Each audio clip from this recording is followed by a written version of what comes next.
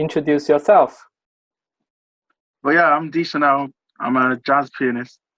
So you wanted to know how I got into jazz. Well, as I was saying before, music was just a big part of my life from very young. Because my parents were all into reggae. They're both Jamaican, so reggae was a big part of the sounds that I was hearing. But like for a while, I got big into gospel as well from going to church.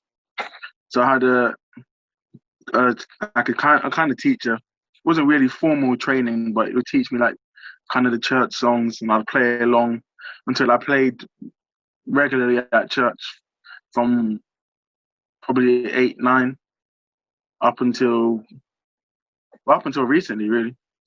So that was more the gospel side, but that really engaged my ear in terms of learning something that's not on a piece of paper. Because I was doing classical lessons and I was enjoying them to a degree, but I always felt like I couldn't fully express. And then finding out about jazz was like, oh, there's a whole genre that's dedicated to this kind of improvising, making something on the spot. So yeah, and jazz, I got introduced to jazz from just watching a documentary. It was actually on BBC 4. I was only around 10 years old, but I watched it and I saw a piano. So I was like, oh, there's piano. I play piano. Let me watch it. And it was the most amazing jazz piano. At the time, I didn't know it was jazz. I didn't even know what jazz was, but I just knew the sound of it and I loved it so much. Then a few years later, I found out that it was Oscar Peterson, which was like one of my heroes now. Right. So at that time, you just only 10 years old, right? Yeah, I was pretty young. So at that time, you have already realized, okay, I love this music. I want to play. I want to be a musician. Actually, I didn't know. I didn't really know what the music was, but I was definitely drawn to it. Like something about it was very appealing to me. Right. So have you transcribed some songs at that time or any solos or something? I think before I knew jazz as a genre, before my ever formal jazz piano lesson, I remember there was an advert on TV, and I just liked the sound of the music on the advert, so I copied it. I didn't really know what it was, but I copied it. I just liked the sound of it. Then when I had my first jazz piano lesson, the guy asked me to play something. I was like, oh, let me just play that.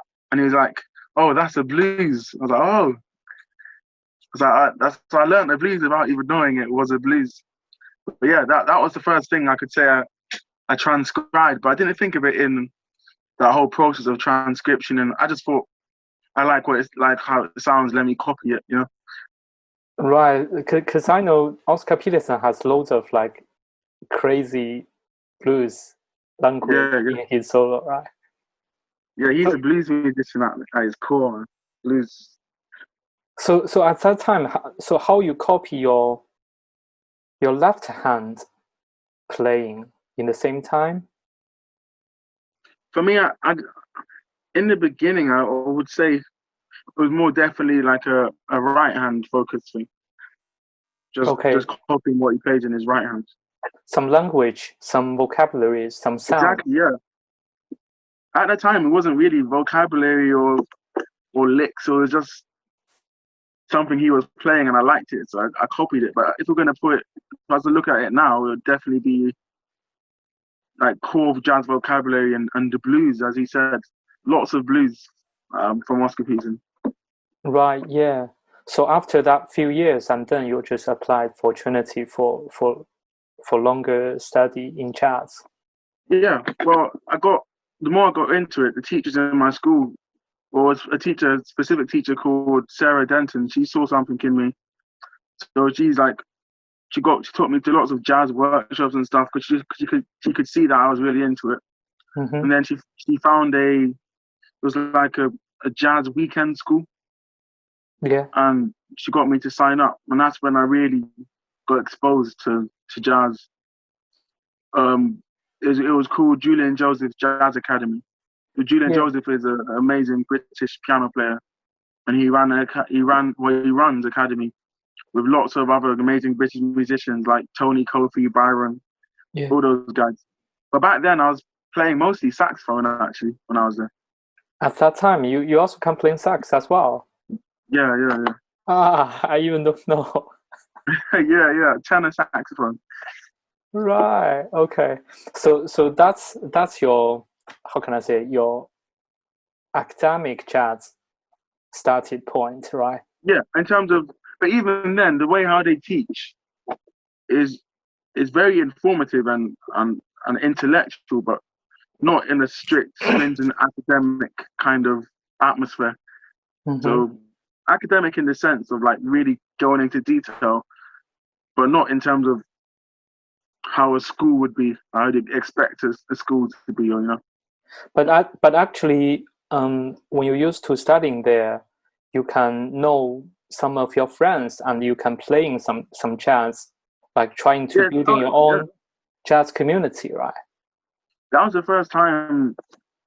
Yeah, for before that, it was only me really. I was just really obsessed with this thing called jazz. I was on YouTube every day after school from 10 years old, 11, 12, 13, like after school, YouTube, just watching anything. And also building up a sort of an encyclopedia of the players and stuff. And just by watching them and seeing them with different people, like, oh, that's the same person with that person with a different person. So I was doing all of that, but I didn't really have anyone to talk to about it or play with, just because no one was into jazz, really, except me. So going there, I was like, oh, there's also young people that like jazz music. So that was really nice to be able to play with people, for sure, yeah, and build like a community. Right. Okay. So let's talk about something about how you spent 4 years, because you just graduated this year from Trinity. Yeah. You spent 4 years in your undergrads in jazz. So yeah. Well, first thing is more like I didn't, when I was applying for universities before that, I never knew you could study jazz. I had no clue. I was very surprised when I found out you could go. There's a whole schools dedicated to learning piano. I just thought it was more like a hobby or something people do, but I didn't know there was a formal education like going to university to get a degree. And so I was really surprised by that. And I was like, well, this is something I really like. I don't really like anything else, so I might as well study it. So then I heard about Berkeley. I mean, most of us will find out about Berkeley. So then I was like, oh, Berkeley, wow. There's a whole school with all these guys and music and everything, and I was obsessed with Berkeley for ages.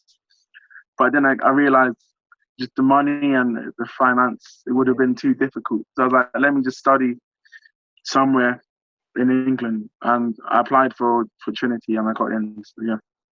Right. Okay. So how are you feeling about you spent 4 years studying there, and where you improved and where you understood in the last 4 years? But the biggest thing for me was similar to the Julian Joseph Jazz Academy, is that I met more and more people who are into the same thing as me, like but like a different level of dedication. Because to study something for a degree at university, you have to. I mean, ideally, you'd want to be quite serious about it. So to go to Trinity to see most people are really serious about jazz music, and you know, I was like, okay.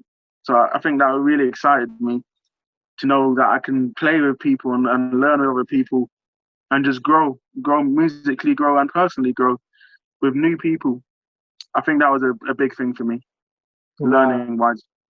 So, I still remember in which year, a few years ago, at that time, I think you were studying on second year. I got my audition for Trinity. And did I do audition? Yeah, and you played with me. Oh, snap. Did I? Yeah, wow. I know Sam Ingwersen on bass, I think, at that time. Wow, I forgot about that. That would have been a long time ago. Yeah, but at that time you were so surprised me because that time you just only second year, and all the language and all the sound for me is purely jazz. Wow, thank you so much. That's so funny to think that would have been 2000 and maybe 17. 17, yeah, 17, yeah. Wow. Yeah, that's a long time ago. I mean, yeah, thank you so much. I think for me, it was like, I never was really a proper practicer up until even now, recently. But I listened to so much jazz from a young age, like so much jazz. Yeah.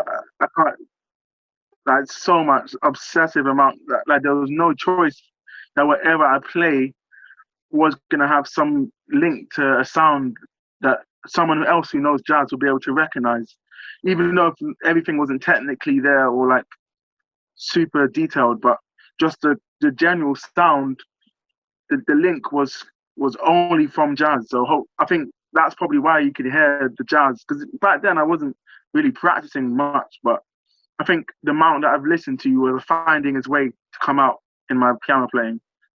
So yeah. Right. So actually, you memorized that feeling, that vibe, and that sound, right? Yeah, I mean, I say the sound because, yeah, memorize is one way to put it, but for me, absorb is the word I would use. I listened to it so much that I absorbed it and became a part of me. So whatever I was playing, even if it's not specifically a jazz lick or jazz vocab, it's gonna have a connection, maybe rhythmically or just the feeling that's it will come out in that way. You know, obviously there's still stuff to develop from that, but at the core, it's just me trying to, with me hearing stuff that I've heard previously in my head, and it filtrating down into my fingers and trying to make it come out in some sort of way that sounds good. Hopefully, sounds good.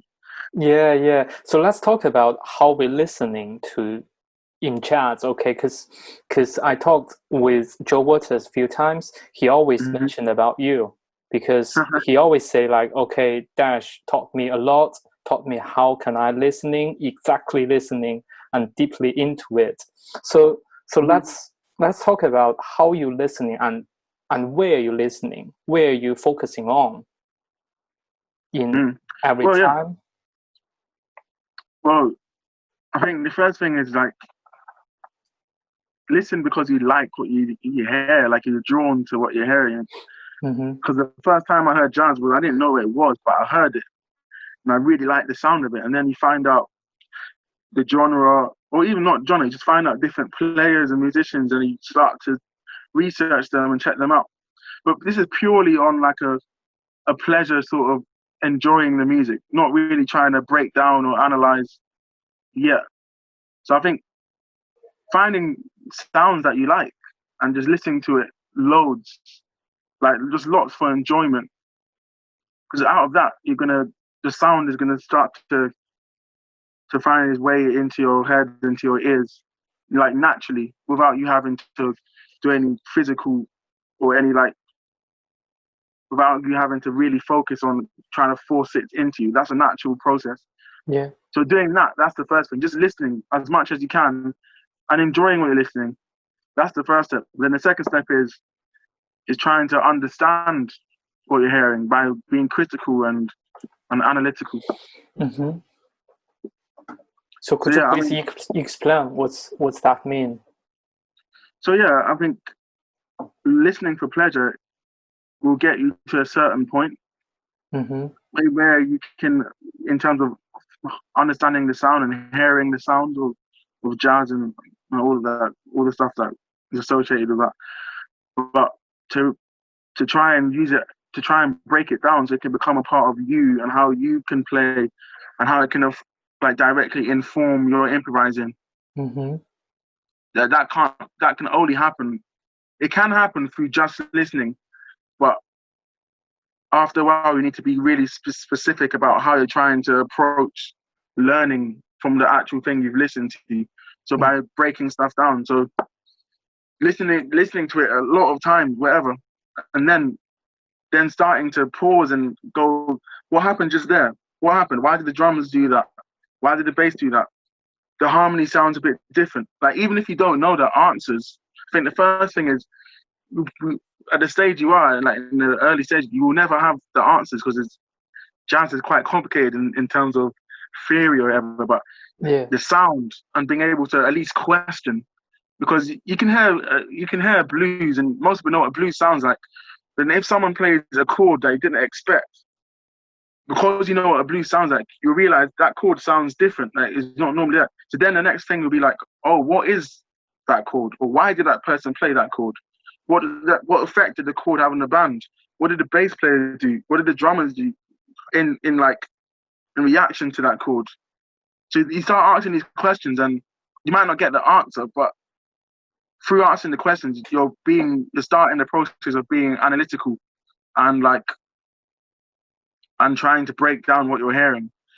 And I think just continually doing that, you start to find out different patterns from all the stuff you listen to. And the answers kind of, after a while, if you're diligent enough, the answers kind of unveil themselves, like maybe in different ways, but on a personal way. If you listen enough and you're listening carefully enough and you're being diligent enough, you will find different patterns and we find the language. I mean, the language will unveil itself the more you listen to it. It's like if you learn another language, the more you spend the time with the language, you listen to someone talk and you try to have conversations, regardless if you're even trying to learn or not, it's going to come into you. So same way with the music. So through listening and asking these questions, the answer will be a different record. You'll be like, oh, bam, bam, bam. And then obviously, if you want to get really theoretical about it, you can. And then can apply, how does the theory match with what I'm hearing, and that side of things too. But I think definitely in the beginning, asking a lot of questions, even if you don't know, even if you don't get answers like straight away, but being able to answer questions. Right. So you mentioned about like listening jazz loads of times. So the question is, you focusing on one song loads of times or loads of different musicians? I think back then for me, it was more one song. Yeah. Because back to what I said, it's like, listen to a song enough, you know how it makes you feel, you enjoy it. But after a while, you wanna know what's going on, so you can get some elements from it that you can use for yourself. So I listen to one song, and then after a while, I'll hear something and be like, what happened there? Pause it. Because if you listen to a song enough, so much details that will slowly like show themselves. Mm-hmm. But if like in the original first few listens, you're only hearing kind of the surface level of whatever you're listening to.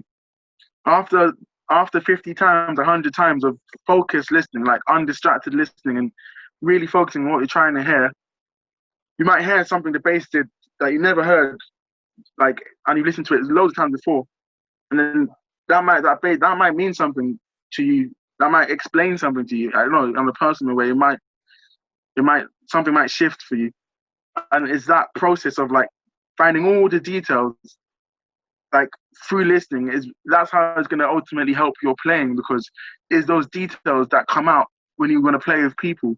Mm-hmm. And people can recognize in your playing if you have those details, and then you can communicate because you both understand the source of where that stuff comes from. So yeah, listening in that sense. But then you still want to have a broad range of listening as well. You don't want to be. I mean, it's good to have like a focus on one song or one musician, but you want to still. I mean, depending on the musician you want to be, my goal is to be as versatile as possible. So I want to listen to as much music as possible, in as much detail as possible. Yeah. Yeah. Okay. Because you mentioned about listening, maybe after then the loads of times you will surprise because you can hearing some new sound you never heard before, right? So because we still how can I say, we visited the masterclass with Pablo Held, right? He's amazing, and he mentioned about loads of times how we're listening, because he said every time, so for him he just focusing on one thing per time. Mm-hmm. So are you listening using this way? So like, okay, this time I just listening hi-hat. Next time Right. yeah. So I wasn't actually there for that masterclass, but I did hear about it. Mm-hmm. I heard about it, but it's similar to how I approach it because I mean, this is all stuff that I've come across, but also my teachers when I was younger kind of mentioned, and I've kind of found a way to make it make sense to me. But one time, Julian Joseph said, "Listen, do you ever listen to a song and just listen to the bass, the whole song?" And I never really did that before. So I was like, that's something I started to do, and then all these details start to come out because the normal person doesn't listen to a jazz tune, and just listen to the bass for the whole song. You're probably listening to John Coltrane or something. Much more interesting on the surface level, anyway. Yeah. So by doing that, like you just start to build up a puzzle or like or oral understanding of all the decisions that's been happening. Like they're improvising, but you can hear kind of the thought process behind improvising when you're being that detailed. So listening to the bass, like just the bass, and then listening to just the drums, and listening to just the piano, and listening to just the saxophone or just trumpet, and then listening to the drums and the bass together, just the drums, bass, and listen to drums and piano together, and then listen and all that relationship by like breaking it down into just each instrument. When you put it back all together, you're gonna hear it differently in even more detail because you're gonna start hearing how the whole band is reacting to each other from what they've all just played. So that I realized that kind of process in the beginning seemed kind of laborious, and it's quite like if you tell a student to do that in first year, they'll be like, it's quite deep. It's quite a thing that can become boring quickly. But I feel like the more you do it, the quicker it becomes, because you want to reach the point where you're hearing all that detail at once, Right. And that's something that I feel like I'm getting closer and closer towards, because it all links back into how you want to play with people. Because if you can hear all that detail while everyone's playing at the same time, you can hear it. When you're playing with people, you can hear all the detail, and that will mean your playing will be a different level of interaction and understanding with each other because of that, the way you're hearing things. So I use a phrase. I say you need to be able to hear it all, because some people are hearing some. You want to be able to hear it all, like big ears. Well, that's so difficult to approaching that aim, right? Yeah, it's something that's a lifelong thing. Right. Yeah. So have you transcribed any different instruments in a song? Other than piano. Yeah. So like, have you transcribed just piano, just bass line, or just? Yeah, I've transcribed bass lines before. I've transcribed obviously piano solos and horn solos and definitely horn solos.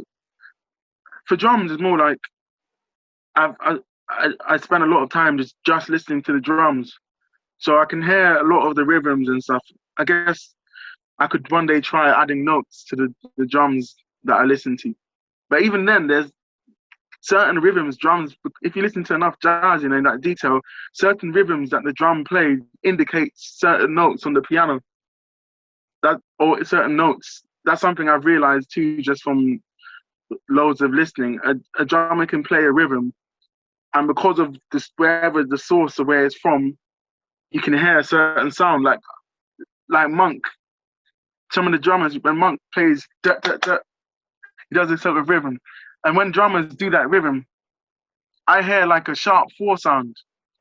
That's the harmony that, to me, that fits with that rhythm, And there's a few things like that, but the way to get something like that is just through the amount of listening. You start to piece together these things of the language, Right. So and also, so following this, you mentioned a few times on jazz language. So could you please just, because everyone talks about jazz language, like everyone talks about like, okay, he doesn't have language. Everyone has to improve language in the solo or even like playing just comping or rhythm section player. So could you please just trying to explain what you think on jazz language. Okay. I mean, the first thing that you probably normally hear is like getting licks and transcribing licks and putting in all 12 keys. Yeah. And that stuff is all very much correct. But I think the problem is a lot of people explain, but they stop there. And if you're not the type of student where you can naturally take it further in your own understanding, you can kind of feel stagnant and stuck and not know how to move away from just learning licks and stuff. Because to me, jazz language is what it says, is a language. And from what I know of language, we're using like a mix of previous learned stuff and the moment and putting it together. So the same way I'm talking to you right now, I'm using all these words. I'm not making up these words. I learned these words a long time ago, but how I'm putting it together is all dependent on the moment. On the context. And that's on the context, exactly. So improvising with the words, I think that's the big part that gets messed up and misconstrued, because a lot of people end up learning lots of solos, lots of Charlie Parker solos and licks or whatever, and that's where it ends. They don't know how to actually truly speak freely with it and improvise. So for me, to get to that next stage, well, the first answer for most of everything that I will say is listening. Like, I can't get away from listening. It's listening, but it's also understanding when you're listening to a solo, that solo is encapsulated forever because it's recorded. So you go whatever, Spotify, or you get a record, you listen to it. That solo is there. Yeah. And the problem with that, it can give you misrepresent the idea that they actually improvised that solo. They didn't have that solo written out for them to put on CD and then you're hearing it. The music you're hearing right now from like Sonny Rollins is on that day in 1957 at 2 p.m. That's what pops in his head at that moment. So to him, it's not a lick. It's not. Maybe it's coming from somewhere, Charlie Parker or something, like, but it's not a lick. It's not him thinking, okay, now I'm going to play this lick that I practiced. To him, it's just the moment, the truly improvising. So when you're listening, you want to remember, this guy is amazing because he's improvising. Yeah. And through that improvising, it's coming from jazz language, but instead of taking a whole, it's like if you're doing homework or something and you're going to copy your friend's homework and you copy it word for word. Yeah. And you copy the exact thing and you give it into the teacher. It's going to be very obvious. But I mean, it's not really a good example actually. But if you're gonna copy something, you want to find a way to hopefully understand it, and then make it your own. But for jazz and for jazz language, I think the way to make it your own is to practice ways of using the words, I call them words or licks or language that you've learned, and making it something that you can manipulate in the moment. Mm-hmm. So then you can get away from pure regurgitation of a solo you learned, and instead use that as a foundation and like fundamental of and build upon that, the actual moment, you know.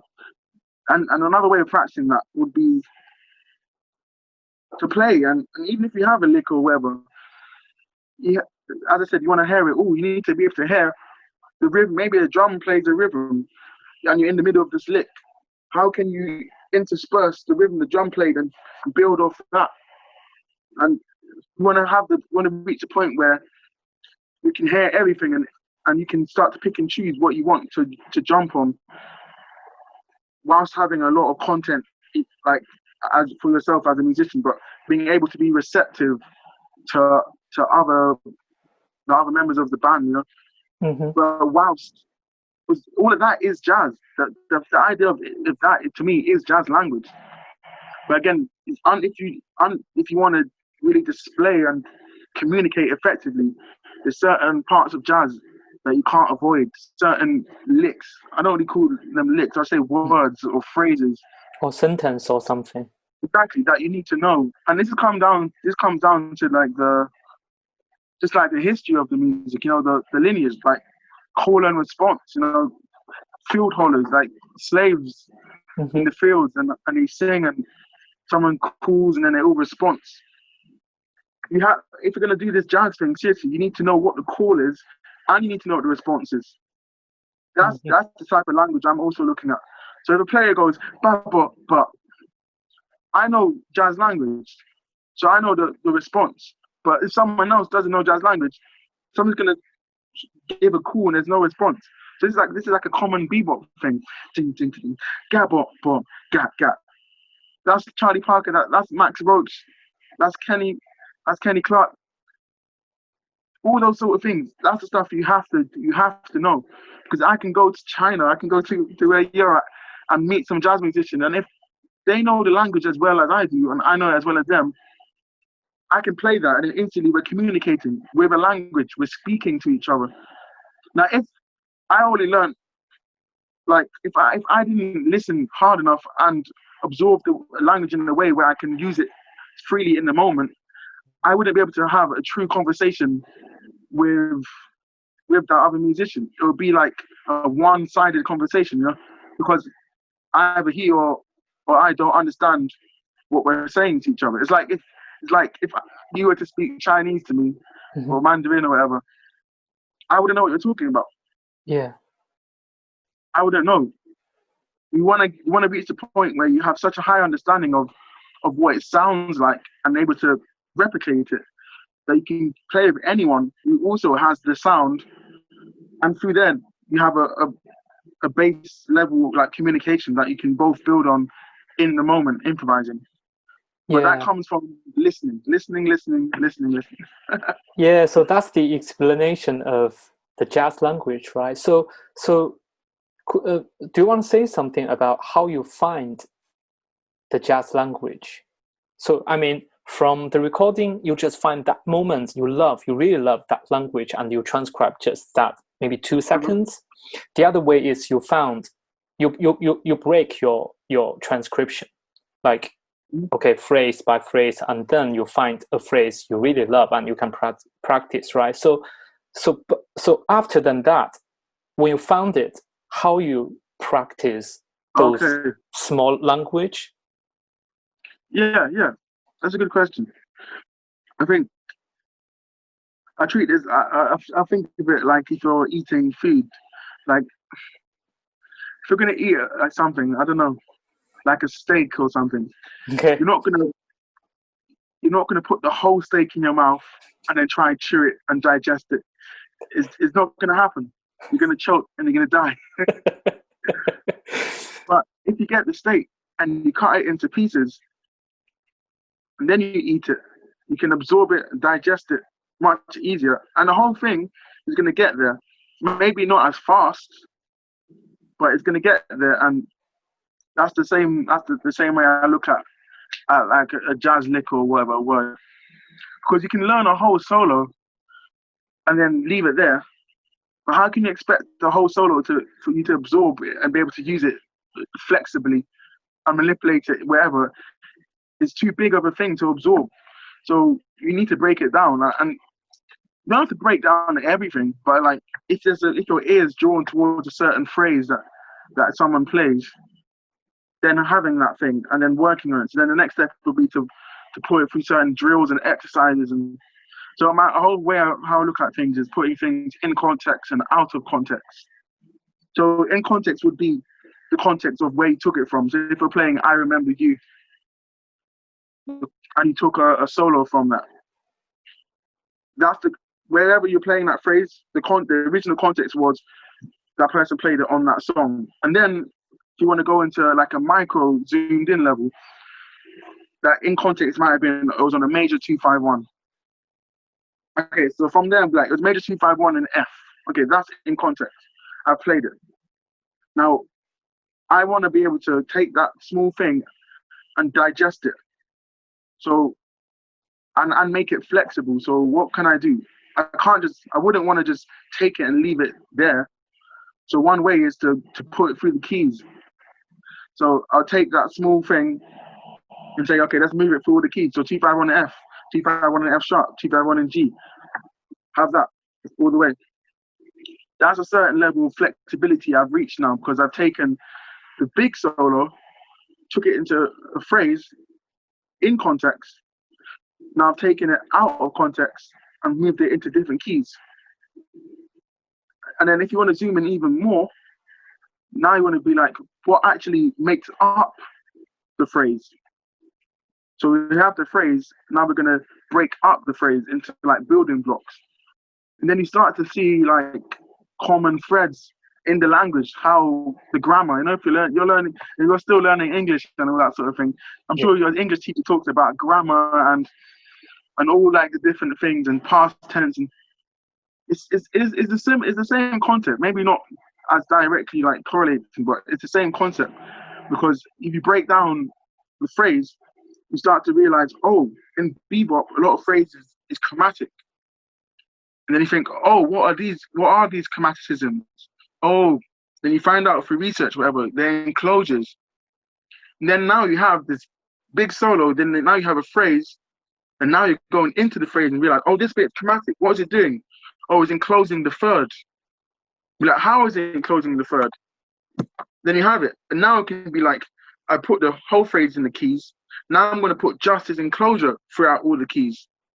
Okay. And then from there, you can realize, like, from listening, like there's loads of other enclosures. Then you can start drilling and exercising those enclosures.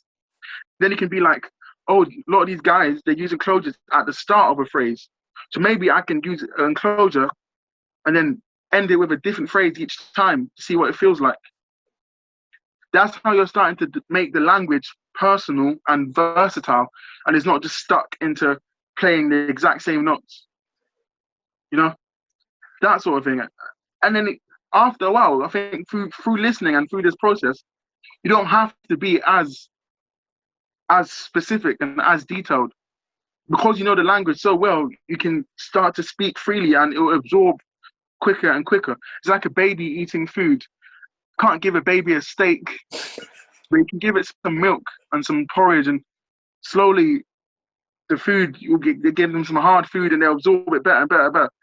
And then you realize, especially if you know the sound of whatever you're transcribing, whoever, you can take a whole phrase after a while and not have to break it down, because you can already hear the pieces together.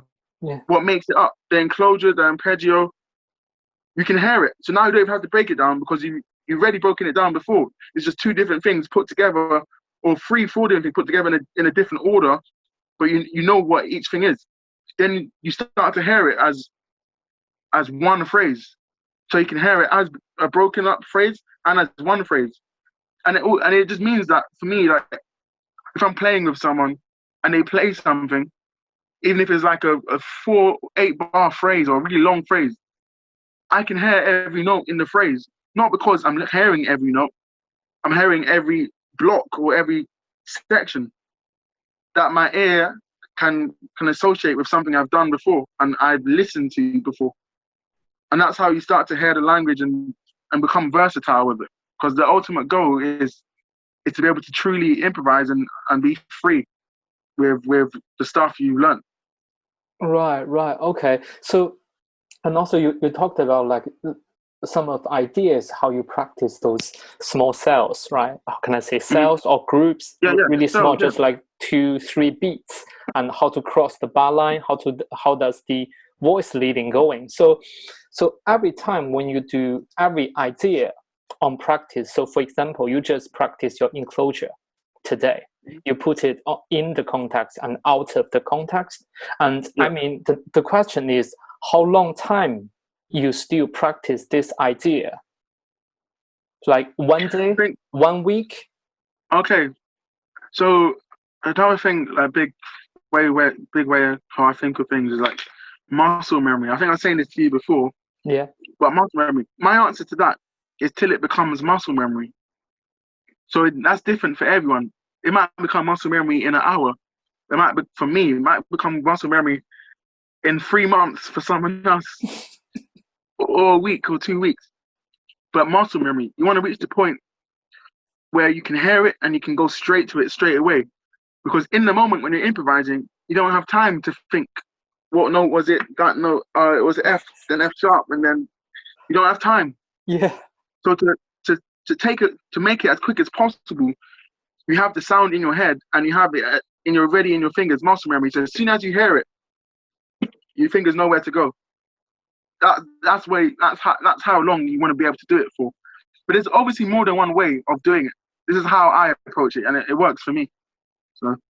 Okay, right. So actually, so can I think like just like jazz theory is for when you've done a transcription, you're just trying to understand and memorize those things with theory together, and also you communicate via theory. Sometimes you speak some words professionally in jazz, some words. If I'm explaining it, if I'm playing it, I'm not thinking any theory. Yeah. Is the sound linked to the muscle memory and the moment, and then because as I said, like if you're truly improvising, there's no time to think. There's no time to think. Oh, that's the sharp 9 on 2 bars later, it's gone. That chord is gone on a different chord now. Yeah. So the theory is important for being analytical and critical and breaking it down to fully understand it. But I know many amazing jazz musicians who don't know any theory, but they have the sound and muscle memory and a really good ear. But that's not everyone, you know. Some of us don't have that, so we have to be a bit more detailed in how we like get to that stage. Right. Okay. So it depends on what. So like when you do your own practice, you're really focusing on small cells, right? Small language. I mean, it varies, but like if I'm trying to absorb something, I'll break it down to sizable chunks that are more manageable for me. Right. But the question is, when you're doing this process, when you practice some things and very slow because you have to think and building your muscle memory, right? So this is how we practice those things, and then we getting faster. So in this case, in this process, how you keeping your technique? Because when you do everything very slow every day, and you changed some notes because the muscle memory different when you're playing the same thing but different context.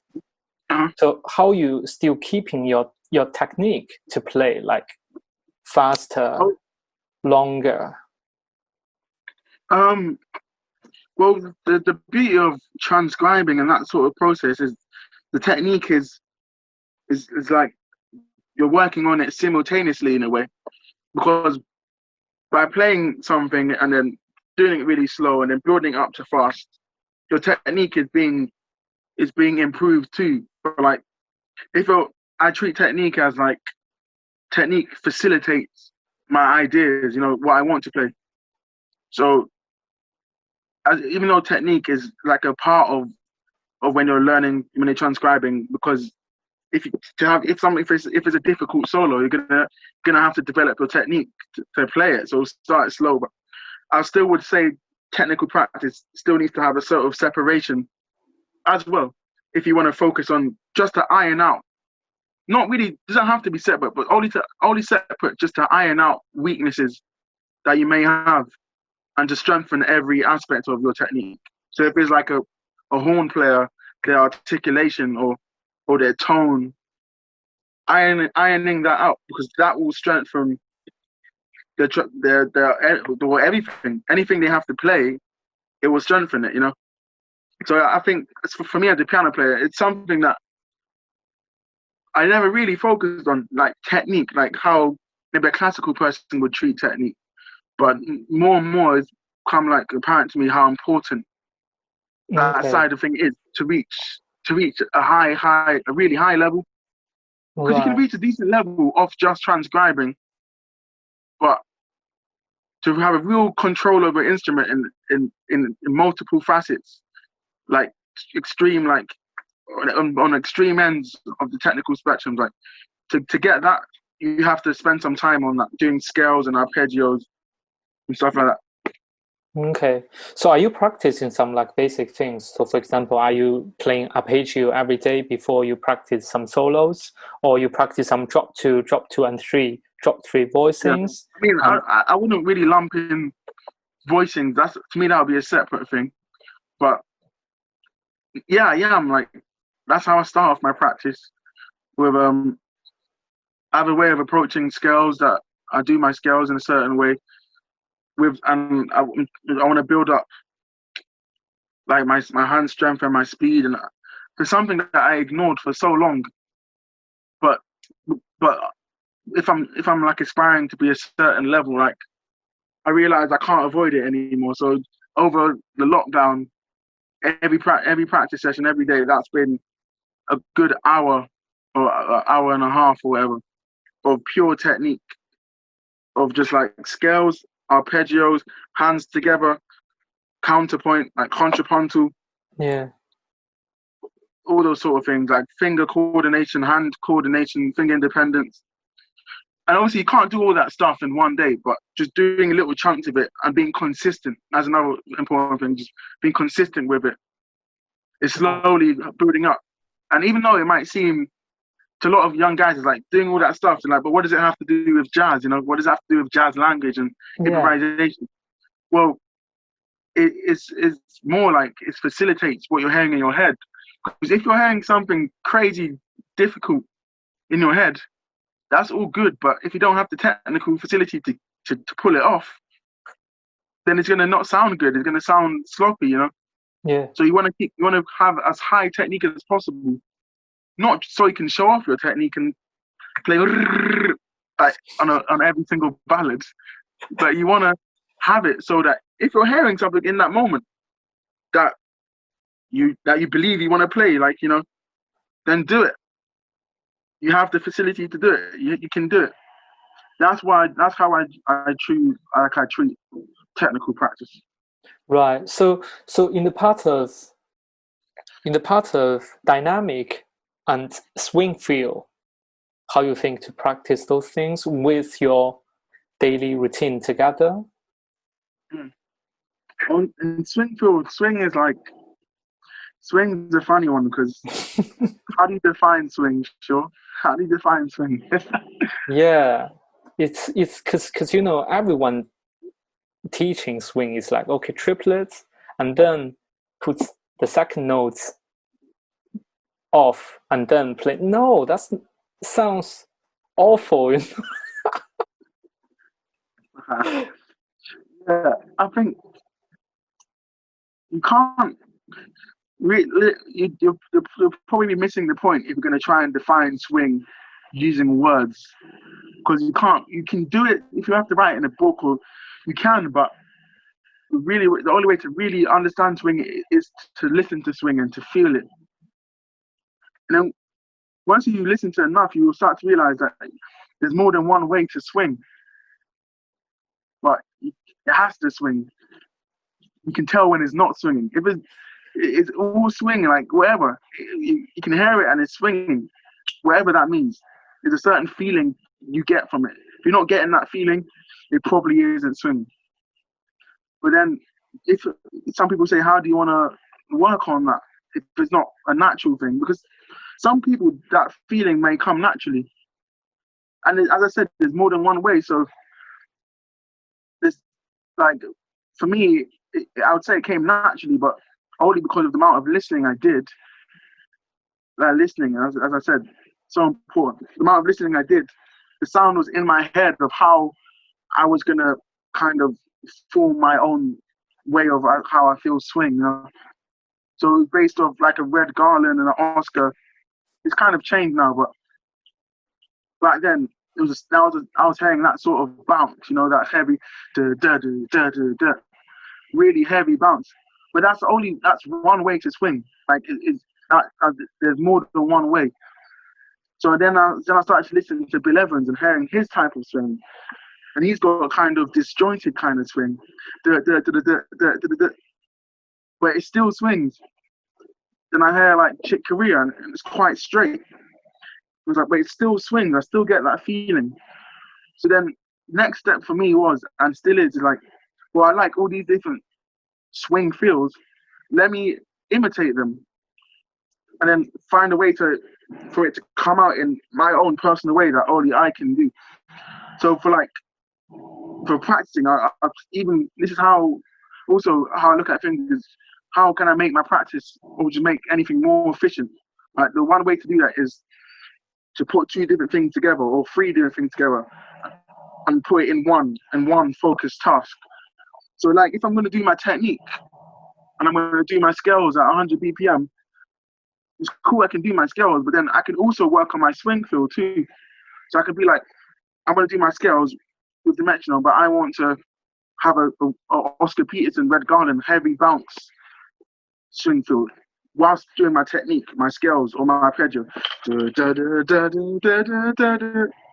Okay, now I want to play as straight as possible on the grid. Okay, now let's see where the middle is. Like where can I find a happy medium that I feel not as natural to me? So in that technical practice, I'm thinking of the swing feel as well. So and then obviously that coupled with transcribing a solo. When you're learning a solo, you're not only learning the notes, you're learning the feeling of the solo.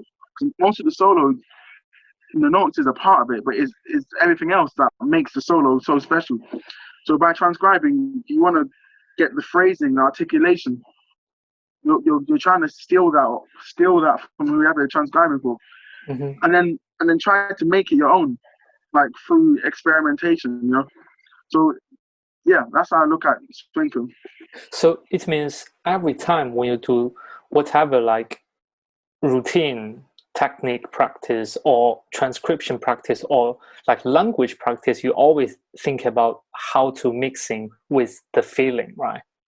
Well, it's something that if you're in the earlier stages, it's something that you definitely should do, and it's something I've done. But after a while, you start to find your swing feel and where you hear the beat and where you feel good, and that's like you start to develop that your thing. But it's still good to have an awareness of the other ways of how you could play. Because in the moment, maybe you're playing something, and then you want to play really straight, or you're playing something. You want to play really laid back. You want to give yourself as much options as possible, while still having your mainstream way of approaching, like the swing feel. How you play quavers. Right. So have you practiced those like language or even phrases or transcription?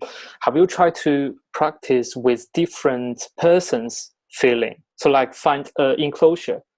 Have you think about how does Chick Corea playing this phrase? Yeah. How does Herbie playing this? How does Bill playing this? Yeah, that's something I've done, and I still do.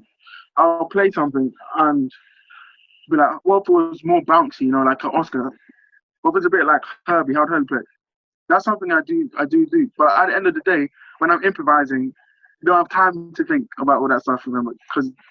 So you want to find a way to absorb it so it becomes muscle memory, a part of the sound. So you'll hear it. However you hear it, your fingers will know how to react. And it's like there's no latency. It's just instant, like ear to finger connection, Yeah, and also always, I think every jazz students always think about how to combine with listening, practicing, and improvising together. It's so hard to combine those three things. Yeah, it is. But like for me, I'll say, people can explain the different elements that come under all those headings, but at the end of the day, you have to find your own process. Like jazz, you can have the best teachers, but for jazz, you have to be your best teacher. You have to find a way to teach yourself, because someone can explain something to you, but you have to find a way to explain it to yourself. And then that goes for every single like aspect of learning jazz, rhythmically, harmonically, melodically, improvising, theoretically. You have to find a way to be your best teacher. But to do that, you have to be consistent with attempting to learn, in trial and error. The act of of going to an instrument every day and maybe not fully understanding it. But by you going to an instrument, you've learned maybe a small thing you've understood. And over time, it will build up and build up and build up until you start to get these bigger understandings of whatever you've been looking into. But to do that, you have to spend time with an instrument. And it's a balance of not always having to be so focused and being like, I'm going to do scales, I'm going to do this. And sometimes just play, go to instrument and play.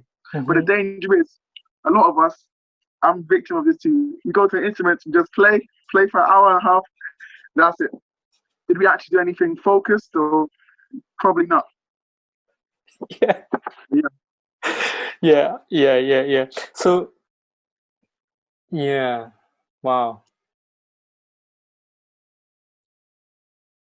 Right. So have you think about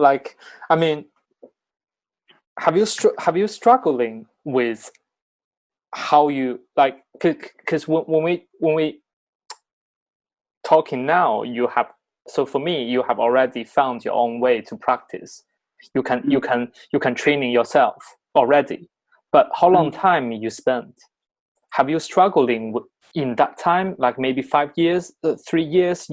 You have no idea because if you just do some search or research, too many like theory, or some things. So have you struggling with how you find ways to find my own process? It was a very big struggle because I knew what jazz sounded like because I listened to so much jazz, so I knew what the sound is. But in terms of certain details and working on it and practicing it and getting it into my playing and being able to improvise with it, I didn't know how to do that. So I learned most of my stuff off YouTube, when I was younger, of YouTube and the internet, just typing in how to play like McCoy or something, and all this pentatonic stuff will come up with. But like the problem with the internet is there's so much information, and so much conflicting. Like, it's too much around my head, it's too much. So I think for me is being able to just take what you think is relevant, and maybe some stuff that you don't think is relevant. Because some people might tell you something that you might dismiss, but if you learn it and then try to cater it to how you think, maybe then it'll be beneficial. But it took me a long time because I wasn't really a dedicated practicer. And I was more go to the instrument and just play, which helped me in a lot, but it can only get you to a certain stage. Like the more advanced stages, you need to have some clarity and like focus to how you approach your practice. And I only recently got that, mostly due to coronavirus, because I was at home, I had nothing else to do. So I was like, okay, let me do the stuff I've been avoiding. Then I realized that it was always inside me. I need to spend more time at the piano for it to come out in a more organized way. So now I have a pretty organized way of how I approach practice. But yeah, it took a while. Right. So actually, it's like jazz practicing is struggling, I think, the most of people, right? Maybe not struggling for some legends, but maybe for us, Well, it is learning jazz. I say it's one of the hardest things because if you're a classical student, it's difficult. Like the music and some of the specifics of the sounds you need to get and the technique. But at the end of the day, the notes are there for you. You're learning the notes. Yeah. It might take you a week, it might take you a year, but that piece is going to get learned and you're going to learn the notes. How you play the piece, that's a whole other thing. I guess that's what makes people, that's what shows who's, the real professionals. But at the end of the day, the notes are going to get learned. With jazz, you can't just learn the notes. There's not notes to learn and then that's it. So we have the whole aspect of improvisation to tackle. And that's the hardest bit because there's only a certain amount you can teach with words. After that, you have to find your own way. But as I said, the answer to that is listening. Like listening is always going to be one of the biggest things. Because at least you might not know what the actual notes are, but you know what it sounds like. So then wherever you practice, there's a source of a sound that you're reaching towards. Same way a classical person is practicing the notes because their source is like the composer and what they were thinking and how they're interpreting it. For us, it's like we might not know the actual notes we'll play because they're improvising, but we know the sound of what it should sound like because of all the legends who's done it before us. That's how I look at it. Yeah, so actually, compare with classical piece and jazz piece, I think classical piece has exactly aim to approaching. But for jazz, sound and feeling is the aim. That's the reference to approaching. Yeah.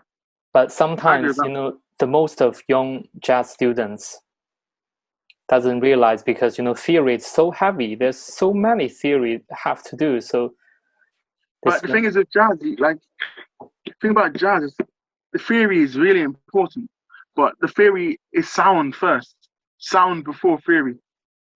Because if you play something and it's jazz and it's coming from it's from a jazz source, and you put it in the right moment when you're playing with someone, you improvise and you find a way to use it, that person might not know the notes and if it's a sharp 9 or any details like that, but it sounds like jazz and it's used in the correct way.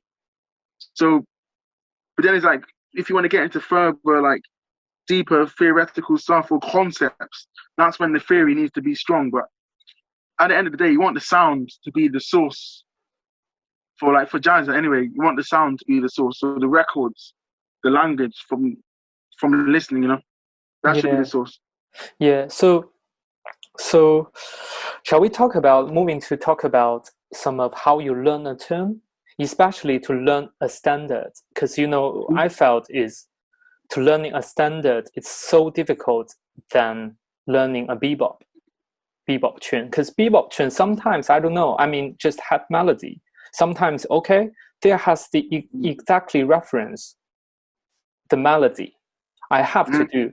Technically, feeling is hard to do, but you have your aim, right? You have your aim and direction to practice. But sometimes how you learn a tune, especially on standard, because there has no any exactly reference for a standard.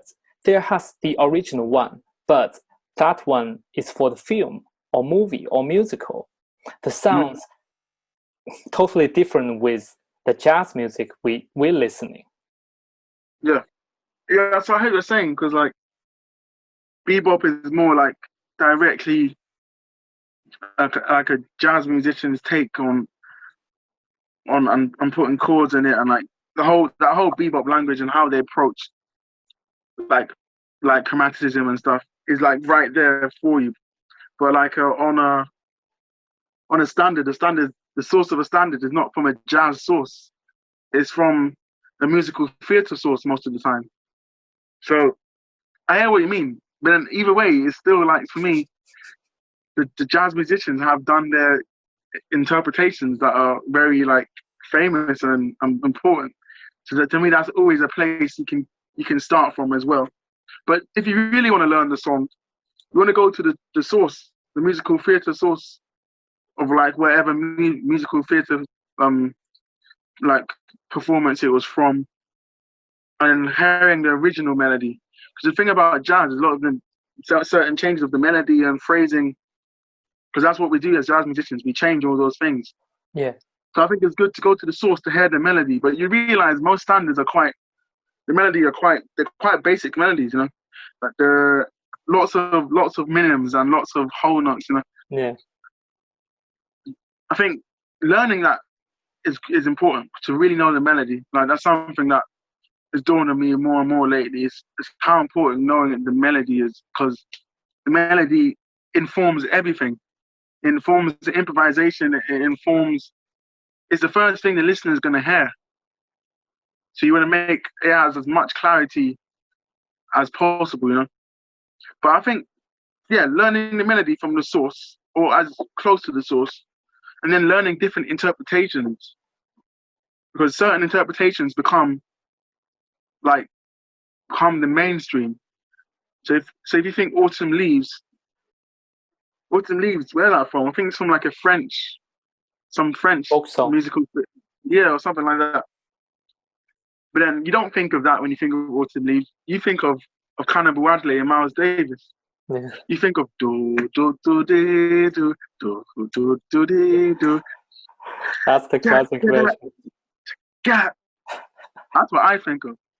So you need to know the classic versions. You need to know the classic interpretations, because that's when the jazz comes into it in like full force. Because it's not only the song, it's how they play the song, it's what they add to the song. Like that intro there, that's like that's classic jazz. And you have to know that intro. You have to know, but that's part of the lineage. It's part of the language. You know, Yeah. all the hits and stuff that come, all like the different rhythmic hits and syncopations, that becomes a part of it, and it means that when you're playing, that might inform your interpretation too. You know, so Right. it's a mix of knowing the source and knowing interpretations, and then creating your own with a mix. So actually, for your process on learning a standard, actually you know the standard, but also you find like you're trying to listen maybe loads of different versions, but then you should find some of versions you like as your own reference to playing this tune, right? Yeah, So actually reference is so important for us, yeah, right? yeah. You have it, anything you play has to come from somewhere. None of us are really truly, even if we're an innovator, it still comes from somewhere. It's still referring to something that's been done before. Yeah. So, and if you want to talk authenticity, you can't get more authentic by referencing something that's been done before. You know, and my goal is I strive to be authentic, but to also have my own voice. So it's a hard balance, but I think it's possible to get. Yeah, it's hard for everyone, not only for you, man. It's hard for everyone, and also when sometimes when I'm learning a tune, I'm very struggling how to find the voicing sometimes. So Yeah. yeah, because there has like too many different parts when you're playing a tune, the part of melody and the part of improvising. Yeah. So sometimes finding the exactly voicing to supporting the original melody. Yeah. It's Cool. yeah, sometimes I'm struggling. So how you find and how you practicing the voicing and comping? Yeah, I struggle with that too. I think I I think thought for me, just only me. no, me too, man. Like I'm still working on that. Like I think it's for me, I'll aim for clarity. Like even if it's a simple voicing, is it clear? Like is it supporting the melody? Is the important notes? Does it sound distant? Does it sound consonant? Like whatever I choose to do, there has to be a sense of clarity. But that's the end goal. But in terms of practicing it, I mean, there's so much different ways of approaching chords, and there's so much million ways of playing one chord, like a C minor chord. How much ways can you play a C minor chord? Yeah, With the 7, with the 9, with the 13, like with different contacts, so much. Yeah, it's so much different ways. But this is where it comes in. Like, this is where you have to be the person to kind of narrow it down through listening to players that you like and think I like that sound, and then same thing transcribing certain voicings, and then finding ways to practice it and to exercise it. So taking it from that context, taking it out of context, and putting it into exercises and drills in order to understand the voicings, and then experimenting with melodies and seeing how can this approach work there. And then we realize most of the time it'll be a mix of lots of different approaches that you assimilate, and then you decide to. And that's how you use and you use all of those different techniques to harmonize a melody. yeah, Because there's different ways, you know.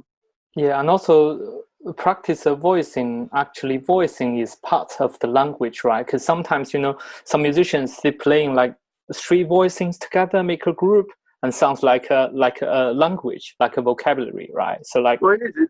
It's a comping vocabulary. So yeah, as well as like the quaver, like eighth note, jazz language, improvisation sort of thing. Comping language is still like an improvisatory language, because they're still playing chords in the moment. Just a bit more difficult to hear because there's not single notes.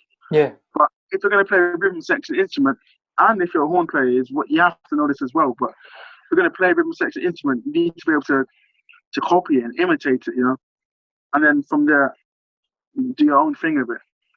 Yeah. But like comping, comping, you have to listen to it. You have to listen for it to get listening.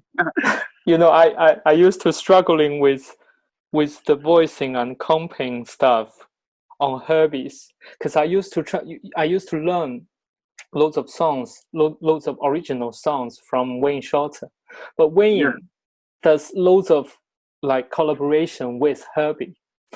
I'm a guitarist, man. So it's killing me. I can imagine all those notes. Yeah, sometimes, even top notes, I have no idea why does Herbie make this one on the top. Yeah, me, bro. Oh, gosh.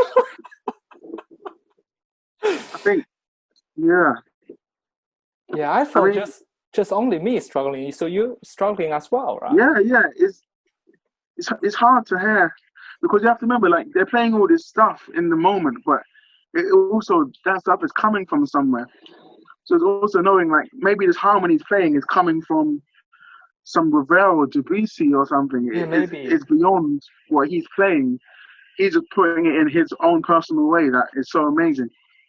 So I think the best thing you can do is try your best to imitate it, and most importantly, familiarize yourself with what it sounds like. And then over time, you start to build more of an understanding. But you probably still won't understand it the same way how Herbie does, but you'll still get a similar sound in your own way, maybe. Yeah. And sometimes, for comping language, it's so difficult because it's maybe a little bit easier on transcribe than improvise, because you transcribe, you paid loads of time focusing on like language and you struggle in your ear, but if you spending your time, you can find it. But sometimes, if I'm thinking about, okay, I want to play this way, still want to play in this way, I try to find that voicing, but it's hard to find immediately. It's a mix of being like intuitive and prescribed, like intuition in terms of something you just do naturally, like you naturally do it, and prescribed in terms of something that you've worked out and practiced. Is a balance of that, because certain things are like in the moment trying to harmonize something, and maybe you're ascending and like you don't know how to, you're hearing it, but you might have intuitively. I can find ways to play on the piano and harmonize it, but it might not be as clear and have the clarity that I'm looking for. It might be close, but it's still an element of guesswork.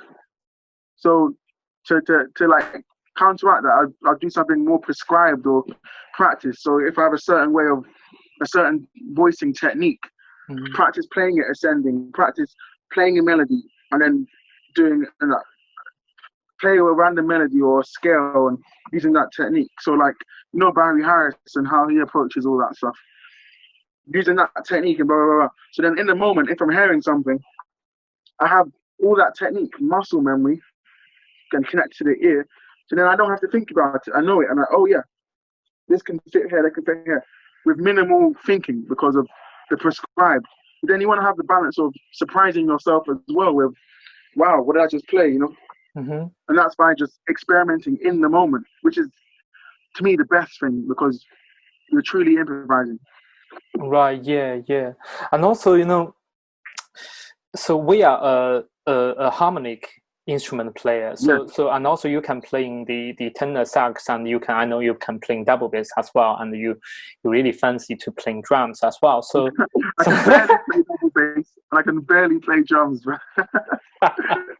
So how you think about when you learned those different instruments after, and how does they supporting your pianist situation?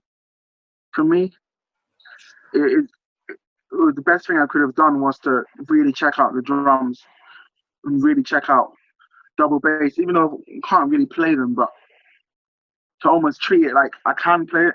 It was the best thing I've done, because it means when I've gone back to the piano, I'm hearing stuff even more. Remember I said about hearing it all? I'm hearing it all on a different level, like, because now I'm hearing how the drums approaching hearing the piano, and how the drums approaching hearing the bass, and how the bass is approaching hearing the band, and like it's understanding the role of each instrument as well as your own. So even if you're a singer, you need to know the role of the drums. You need to know the role of the bass, role of the piano in the same detail as how the actual instrumentalist would know it, you know, even though you can't play the instrument. Mm-hmm. Because it means that whatever you play, it will be on a different level in terms of interaction, because you understand everyone's job so well. It strengthens your understanding of how you can interact with your role with the rest of the band. I think that's the most important thing. I think the danger is when you're young and you're a student, you get so into learning your instrument and everything, especially horn players. They get into learning their instrument and they can play all this stuff and it sounds amazing, but they don't really get the role of the piano and drums and bass behind them. Yeah. So then what happens is it's like two separate bands. The saxophone player, and then there's the rhythm section. Or sometimes it might be everyone. Everyone's so engrossed into their own instrument. It's 4 different bands. Piano players in his own world, bass in his own world, drums in his own world, and saxophones in his own world. And it will sound like that. It will sound like no cohesion, no synergy, no vibe. But to counteract that, you need to know everyone's role and then be actively listening. Then certain things can happen, like that will surprise everyone in the band because they're so aware of each other while they're playing. Yeah. So you think as a normally like jazz instrument player, so we have to study some of the other like secondary instrument? Well, maybe not in a formal way, but I would suggest for every instrumentalist to know what it feels like to play the ride cymbal. Not the whole drum set, but like if it's just the ride cymbal, just the feeling of what it means to play a crotchet and the feeling behind it and how it links up with the bass and the effect it has on the effect it has on the band. I think just having that knowledge in itself will bolster everything else you do. It will have a massive effect. But it doesn't have to be a formal thing. But I mean, Trinity was really cool because Dave Wickings, like he passed away recently. But you remember Dave? Yeah. So Dave used to teach like rhythm class, but he also taught a secondary drum class. So all the non-drummers had some drum lessons, group drum lessons with him. So that was really cool. We all got to in first year play some drums, and he explained drum stuff to us non-drummers, you know. And there's a lot we learned from that. So you can do it that way, but it doesn't have to be formal. But it's just making sure you have the utmost like awareness, because it will have a massive effect on how you play with people. Right. Yeah. Wow, it's so good. And also, so because we talked about some of like really good jazz musicians, they really inspired by bebop, right, or bop, or post bop, or hard bop, or something. So, and so, how you working on your original? Have you working on your original stuff with your trio? Yeah, I've been composing a lot over the lockdown. That's been something that I never really composed much before. Something I wasn't really interested in, but now I'm trying to get some stuff together. So when you do your own composition, are you thinking about some of like what you've done before and what you love to listen before, or you just really focusing what you hearing at that moment when you do composing? Yeah, I'd say it's more what I'm hearing in that moment, but whatever I'm hearing in that moment is probably from something I've heard before anyway. Yeah. Right. Yeah. Okay. So this is how you spend the time during the lockdown, right? You're trying to organize your schedule. You're trying to organize your plan for practice, and also you've done some compositions. Yeah, that's been my lockdown. My lockdown was a chance for me to do all the stuff properly and all the stuff I was avoiding, just to really fix up and like get a schedule and some consistency. Yeah, okay. So do you have any ideas for next step or for your further music career? Because you Yeah, graduated, you've done. for me, I would love to get like my trio doing like some stuff, just playing more, composing more. Just yeah, it would be nice to get my trio like get on the ball, like just doing some stuff. That'd be nice. Yeah, okay. Yeah. So yeah, so do you like those questions what we talked before? Yeah, yeah. Thank you so much.